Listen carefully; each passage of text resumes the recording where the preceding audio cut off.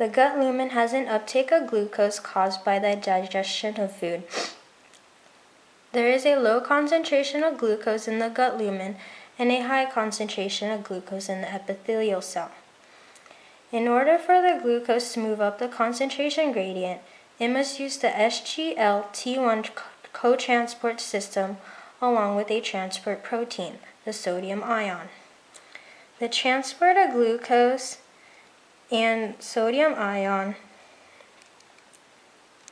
is driven by the movement of sodium ion because it is moving down its concentration gradient from a region of high concentration to low concentration. Along with the sodium ion and glucose, water diffuses through the system.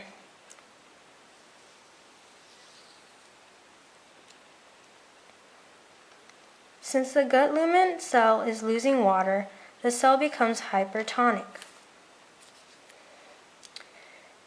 And since the epithelial cell is gaining water, it becomes hypotonic.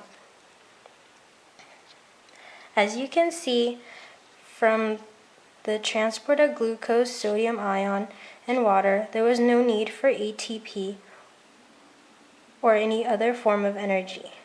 This means that the SGLT1 cotransport is a facilitated transport system, a form of passive transport.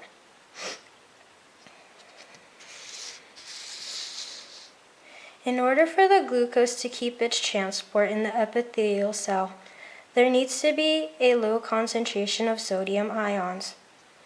To keep the sodium concentration low, the sodium-potassium pump is used to maintain this. The sodium-potassium pump functions by binding 3 sodium ions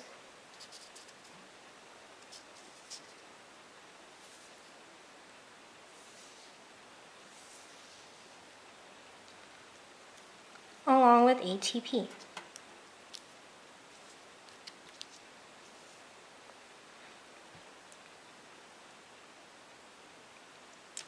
Since the system requires ATP, this means that this is an active transport.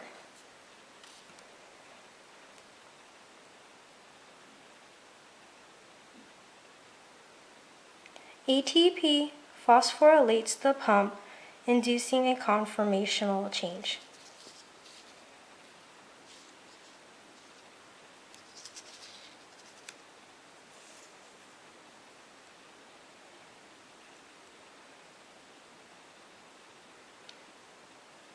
Then the sodium ions diffuse away into the extracellular fluid.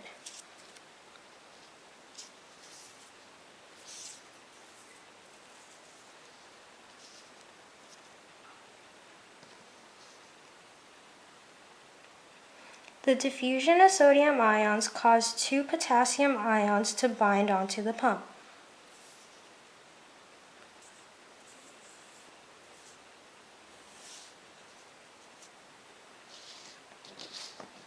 When the 2 potassium ions bind to the pump, this causes the phosphate group to be released.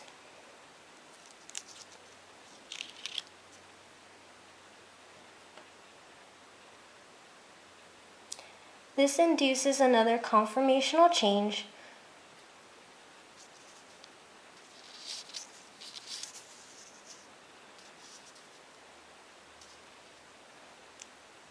which then releases the potassium ions